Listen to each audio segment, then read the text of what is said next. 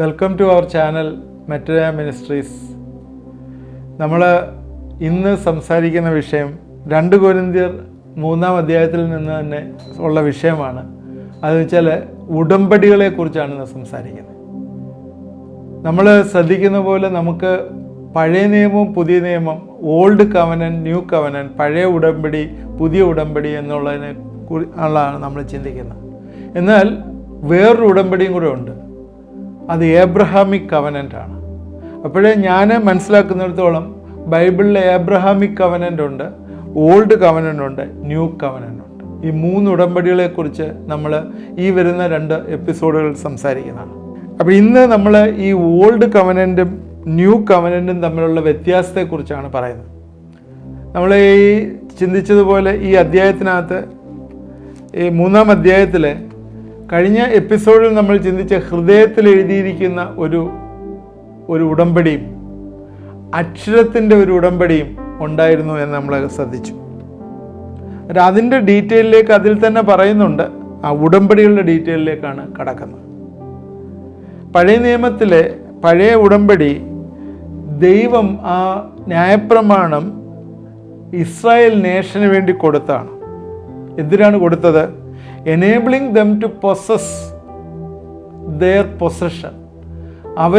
അവരുടെ പൊസഷൻ ആ സ്ഥലം ഏറ്റെടുക്കാനായിട്ട് കൊടുത്താണ്. അത് ചില കണ്ടീഷനിലായിരുന്നു നമുക്ക് കാണാൻ പറ്റും. പുറപ്പാട് പുസ്തകം 19:6 ആവർത്തന പുസ്തകം 4:1 അത് കാണുന്നുണ്ട്. നിങ്ങൾ എൻ്റെ കൽപ്പനകൾ അനുസരിച്ചാൽ, ഞാൻ പറയുന്നത് കേട്ടാൽ, സോ ഒബൈ എന്നുള്ള ഒരു കാര്യമാണ് അതിലെല്ലാം പറയുന്നത്. നിങ്ങൾ അനുസരിക്കണം, അനുസരിച്ചാൽ നിങ്ങൾ അത് പൊസസ് ചെയ്യും എന്നുള്ള. അപ്പോൾ അവിടെ ഒരു കാര്യം കാണുന്നത്, the law was given to obey. അതൊരു ഷാഡോ ആയിട്ട്, അല്ലെങ്കിൽ ഒരു കോപ്പിയായിട്ട്, അല്ലെങ്കിൽ ഒരു സിമ്പലായിട്ട് അത് കാണുന്നതായിട്ട് കാണുന്നു.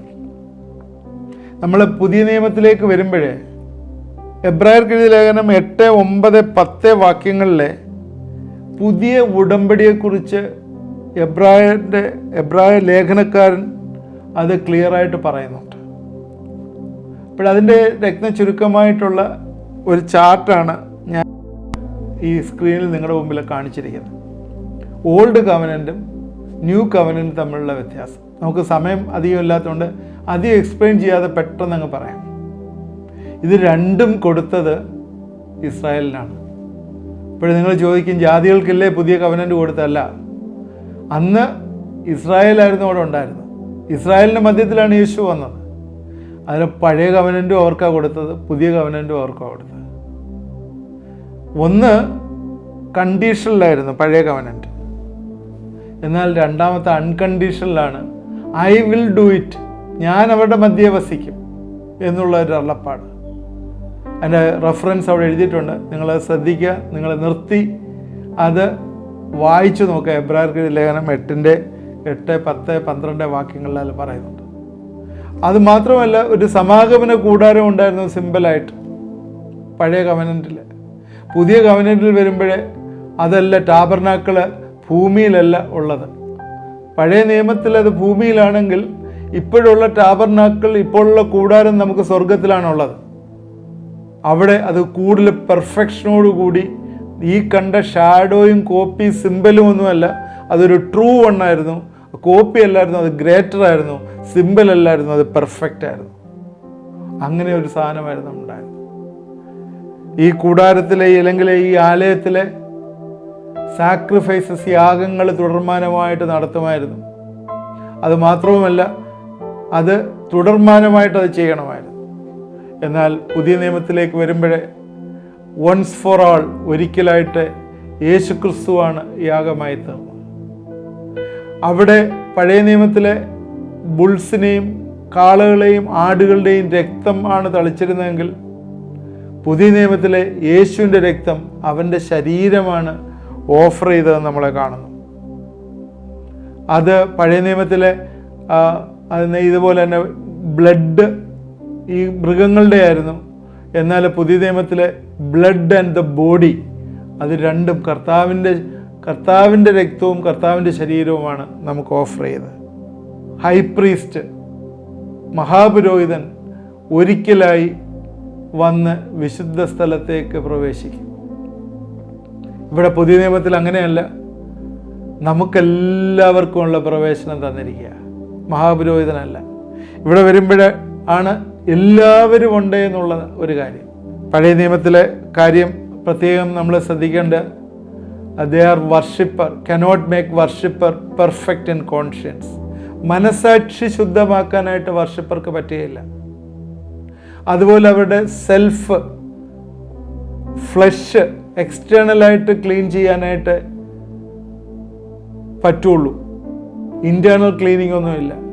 അവിടെ കോൺഷ്യൻസ്, പാപത്തെക്കുറിച്ചുള്ള ബോധം, കോൺഷ്യസ്നസ്, അത് മാറ്റാനായിട്ട് പറ്റുകയില്ല. എല്ലാ പാപം ചെയ്യുമ്പോഴും ഇത് ഇങ്ങനെ റിമൈൻഡറായിട്ട് ഇങ്ങനെ പാപം ചെയ്യുമ്പോൾ ഇയർ ആഫ്റ്റർ ഇയർ ഇതിങ്ങനെ വന്നുകൊണ്ടിരിക്കും. അത് മാത്രമല്ല, അത് നമ്മുടെ പാപങ്ങളെ മായ്ച്ചു കളയുന്നില്ല, അത് കവർ ചെയ്യുക മാത്രമേ ഉള്ളൂ. അതിൻ്റെ എല്ലാ റെഫറൻസ് ഞാൻ അവിടെ എഴുതി തന്നിട്ടുണ്ട്, നിങ്ങൾ നോക്കാം. എന്നാൽ പുതിയ നിയമത്തിലേക്ക്, പുതിയ ഉടമ്പടിയിലേക്ക് വരുമ്പോൾ നമ്മളോട് കരുണ കാണിക്കുന്ന പാപങ്ങൾക്ക് നമ്മുടെ പാപങ്ങളെ ക്ഷമിക്കും, നമ്മളെ വിശുദ്ധീകരിക്കും, നമുക്ക് എറ്റേണലായിട്ട് നിത്യതയിലൊരു വീണ്ടെടുപ്പ് തരുന്നുണ്ട്, നിത്യതയിലൊരു അവകാശം തരുന്നുണ്ട്, നമ്മുടെ മനസാക്ഷിയെ ശുദ്ധീകരിക്കും, പാപങ്ങളെ ഇനി ഓർക്കയില്ല, പുട്സ് അവേ സിൻ, നമ്മുടെ പാപങ്ങളെല്ലാം മാറ്റും. പഴയ നിയമവും പുതിയ നിയമത്തും ബൈബിളിൽ നിന്നുള്ള റെഫറൻസ് വെച്ചിട്ട് ഓൾഡ് കവനൻറ്റും ന്യൂ കവനൻറ്റും തമ്മിലുള്ള വ്യത്യാസമാണ് പറഞ്ഞത്. ഇനി അതിൻ്റെ ഒരു ഷോർട്ട് ഫോമിൽ നമ്മൾ എടുക്കുകയാണെങ്കിൽ, ഓൾഡ് കവനൻറ്റ് ലോയാണ്, നിയമമാണ്, അത് അക്ഷരത്തിലുള്ളതാണ്. എന്നാൽ പുതിയ കവനൻറ്റിലേക്ക് വരുമ്പോഴേ ദാറ്റ് ഈസ് ഗ്രേസ്. പഴയ നിയമത്തിലെ കാര്യങ്ങൾ പ്രവൃത്തികളിലാണ് വിശ്വസിക്കുന്നതെങ്കിൽ പുതിയ നിയമത്തിൽ വിശ്വാസത്താലാണ് നമ്മൾ അച്ചീവ് ചെയ്യുന്നത്. പഴയ നിയമത്തിൽ പ്രവൃത്തികളാൽ തെളിയിക്കപ്പെടണമെങ്കിൽ ഇവിടെ ദൈവത്തിൻ്റെ റെസ്റ്റിലേക്ക് നമ്മൾ പ്രവേശിക്കുകയാണ്, അവൻ്റെ വിശ്രമത്തിലേക്ക് നമ്മൾ പ്രവേശിക്കുകയാണ്. പഴയ നിയമത്തിൽ അത് പ്രവൃത്തിയായിരുന്നു. പഴയ നിയമത്തിൽ നോക്കുമ്പോൾ ഓൾഡ് കവനൻറ്റിലെ ഒരു എക്സ്റ്റേണൽസ്, പുറമേയുള്ള കാര്യങ്ങളായിരുന്നു. അതുകൊണ്ടായിരുന്നല്ലോ ശാസ്ത്രിമാരും പരീശന്മാരും എല്ലാം പുറമേയുള്ള കാര്യങ്ങളെ നോക്കുകയാണ്. എന്നാൽ ഇവിടെ അകമേയുള്ള കാര്യങ്ങളായിരുന്നു. Law is external. ഇവിടുത്തെ നിയമം, പുതിയ നിയമത്തിലെ ലോ ഈസ് ഇൻറ്റേർണൽ. അവിടെ ശക്തിപ്പെടുത്തുന്നത് എന്തായിരുന്നു? നമ്മുടെ ജഡത്തെയായിരുന്നു ശക്തിപ്പെടുത്തുന്നത്. ദൈവത്തിൻ്റെ ആത്മാവ് അയക്കുന്നുണ്ടെങ്കിൽ പോലും ജഡത്തെയായിരുന്നു അവിടെ ശക്തിപ്പെടുത്തുന്നത്. ഇവിടെ ആത്മാവാണ് ശക്തീകരിക്കുന്നത്. അതുകൊണ്ട് എന്താണ്, എപ്പോഴും നമ്മൾ മരണത്തിൻ്റെ ഒരു ഫലമാണ് പുറപ്പെടുവിക്കുന്നത്, ഉള്ളിലെ സന്തോഷമില്ല, മരണത്തിൻ്റെ ഫലം. പുതിയ നിയമത്തിലെ ലിവിങ് ബൈ സ്പിരിറ്റ്, നമ്മൾ ആത്മാവിൽ ജീവിക്കുന്നതിനാൽ ജീവൻ്റെ ഫലമാണ് പുറപ്പെടുവിക്കുന്നത്. അത് നമുക്ക് സന്തോഷമുണ്ടാക്കും. നമ്മുടെ പ്രവൃത്തിയെല്ലാം പഴയ നിയമത്തിലെ ജഡത്തിൻ്റേതായിട്ടുള്ള പ്രവൃത്തികളാണെങ്കിൽ ഇവിടുത്തെ പ്രവൃത്തിയെല്ലാം തന്നെ, നമ്മുടെ പ്രവൃത്തിയെല്ലാം യേശുക്രിസ്തു നിവർത്തിച്ചു എന്നുള്ളതാണ്. അതുകൊണ്ട് പഴയ നിയമത്തിൽ എന്താണ്, നമ്മുടെ വി ആർ ലിവിങ്, നമ്മൾ ജീവിക്കുന്നത് ബോണ്ടേജിലും സ്ലേവറിയിലുമാണ്. പുതിയ നിയമത്തിലേക്ക് വരുമ്പോഴേ നമുക്കൊരു സ്വാതന്ത്ര്യം കിട്ടുകയാണ്, ലിബർട്ടി ആൻഡ് ഫ്രീഡം. പഴയ നിയമത്തിൽ നമ്മൾ സ്പിരിച്വൽ ഡെത്തിലേക്ക് വരുമ്പോഴേ പുതിയ നിയമത്തിൽ ഒരു സ്പിരിച്വൽ ലൈഫിലേക്ക് വരികയാണ്. പഴയ നിയമത്തിലൊരു കണ്ടംനേഷൻ, ഒരു കുറ്റാരോപണം വരുമ്പോഴേ പുതിയ നിയമത്തിലൊരു നീതി, കർത്താവ് നമ്മുടെ നീതിയായി തീരുകയാണ്. പഴയ നിയമത്തിലെ കർത്താവിൻ്റെ പിക്ചർ കാണുമ്പോഴേ പുതിയ നിയമത്തിൽ കർത്താവ് പേഴ്സണായിട്ട് വരികയാണ്. ഒരു ഷാഡോ ആയിട്ട് കാണുന്ന സാധനം പുതിയ നിയമത്തിൽ ഒരു സബ്സ്റ്റൻസ് ആയിട്ട് വരികയാണ്. പഴയ നിയമം മൗണ്ട് സീനായിലെ ഇനാഗുറേറ്റ് ചെയ്തിട്ടുണ്ടെങ്കിൽ അത് മൗണ്ട് സയോനിലെ പുതിയ നിയമത്തിലെ അത് റാറ്റിഫൈ ചെയ്യാണ്, അത് കൺഫേം ചെയ്യുകയാണ് പഴയ നിയമത്തിലെ കാര്യം. മോശയായിരുന്നു മീഡിയേറ്ററെങ്കിൽ ഇവിടെ യേശുക്രിസ്തു മീഡിയേറ്ററായി വരുന്നു. പഴയ നിയമം എന്ന് പറയുന്നത് separate and distinct from Abrahamic covenant. അബ്രഹാമിന് കൊടുത്ത കവനൻറ്റിൽ നിന്ന് വ്യത്യസ്തമായിരുന്നു പഴയ നിയമം. എന്നാൽ പുതിയ നിയമം എന്ന് പറയുന്നത് extension and amplification of Abrahamic covenant.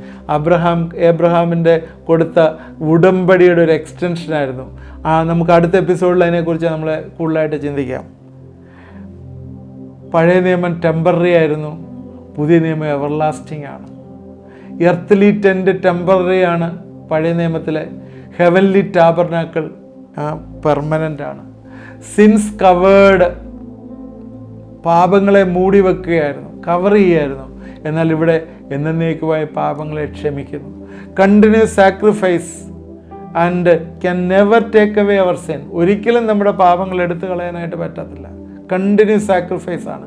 ഇവിടെ ഒരിക്കലായിട്ട് യേശുവിൻ്റെ രക്തവും യേശുവിൻ്റെ ശരീരവും നമുക്ക് വേണ്ടി യാഗമായി തീർന്നു. നമുക്കൊരു ക്ലിയർ കോൺഷ്യൻസ് കിട്ടത്തില്ല. നേരത്തെ പറഞ്ഞാണ്, ഇപ്പോഴൊരു ക്ലിയർ കോൺഷ്യൻസ്. ഒരു കണ്ടീഷണൽ കവനൻ്റ് ആയിരുന്നു, ഇപ്പോഴും unconditional covenant. Goal of law, ഈ നിയമത്തിൻ്റെ ലക്ഷ്യമെന്ന് പറയുന്നത് പാപത്തെക്കുറിച്ചുള്ള ബോധ്യം, നമ്മളെ പാപം ഡിസ്കവർ ചെയ്യുക, നമ്മളെ കുറ്റാരോപണമാക്കുക, നമ്മൾക്കൊരു രക്ഷകൻ എന്നുള്ള ട്യൂട്ടറിലേക്ക് നമ്മളെ ലീഡ് ചെയ്യുക എന്നുള്ളതാണ്. എന്നാൽ പുതിയ നിയമത്തിലേക്ക് വരുമ്പോഴേ നമ്മുടെ പാപങ്ങൾക്ക് പരിഹാരം, പാപങ്ങളുടെ നാശം, പാപത്തിൻ്റെ കുറ്റം ഏറ്റെടുത്ത് കഴിഞ്ഞു. അതുപോലെ തന്നെ നമുക്കൊരു ട്യൂട്ടർ നമ്മളെ നയിക്കാനായിട്ട്, ഒരു കാര്യവിചാരകൻ നമ്മളെ നടത്താനായിട്ട് ആവശ്യമില്ല. പഴയ നിയമത്തിൽ പറയാണ്, നേരത്തെ പറഞ്ഞാണ്, സ്റ്റോണിൽ എഴുതിയിരിക്കുകയാണ് ഐ വിൽ ഡു, ഞാൻ ചെയ്യുമെന്ന്. എന്നാൽ ഇവിടെ പുതിയ നിയമത്തിലെ ഹൃദയത്തിൽ എഴുതിയിരിക്കുകയാണ് I will do my spirit. ഇതാണ് 2 കൊരിന്ത്യർ 3-ാം അധ്യായത്തിൽ നമ്മൾ ചിന്തിച്ചുകൊണ്ടിരുന്ന ഭാഗം. I will do by my spirit. Internal power കൊണ്ടാണ് നമ്മൾ അനുസരിക്കേണ്ടത്. നമ്മുടെ ശക്തിയിലാണ് പഴയ നിയമത്തിലെ കൽപ്പനകൾ അനുസരിക്കേണ്ടത്. എന്നാൽ പുതിയ നിയമത്തിലെ കർത്താവിൻ്റെ ശക്തി ബൈ ദ റിസ്ട്രക്ഷൻ പവർ. അതുകൊണ്ട് പഴയ നിയമത്തിലെ നമ്മൾ കർത്താവിനോട് ചേർന്നിരിക്കാനായിട്ട് പാടായിരുന്നു. മോശയ്ക്ക് കഴിഞ്ഞുവെങ്കിലും എല്ലാവർക്കും അത് നടന്നില്ല.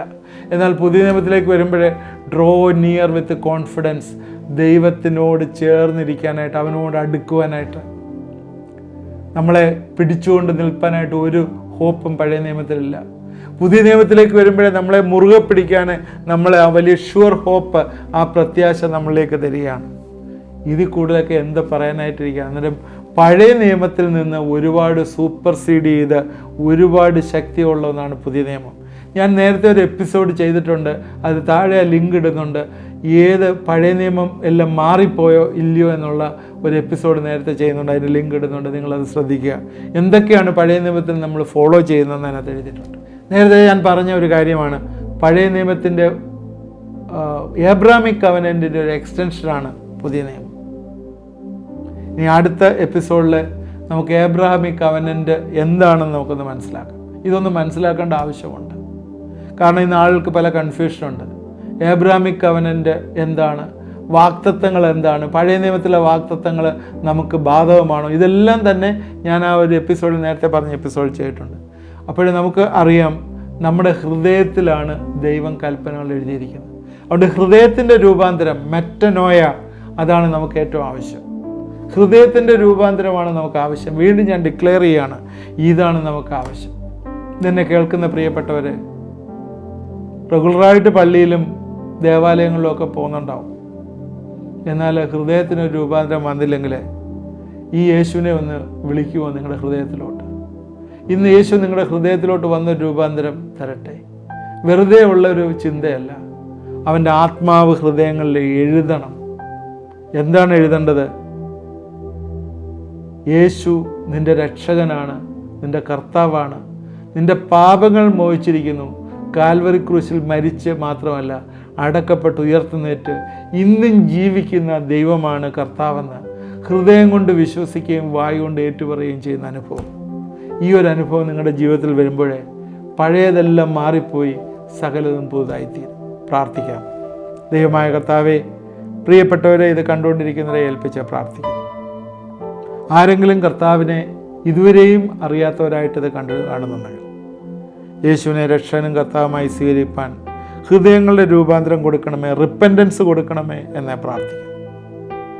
നിൻ്റെ റിസ്ട്രക്ഷൻ പവർ, നിൻ്റെ ഉയർപ്പിൻ്റെ ശക്തി അവിടെ ഹൃദയങ്ങളിൽ വസിക്കട്ടെ എന്ന് പ്രാർത്ഥിക്കുന്നു.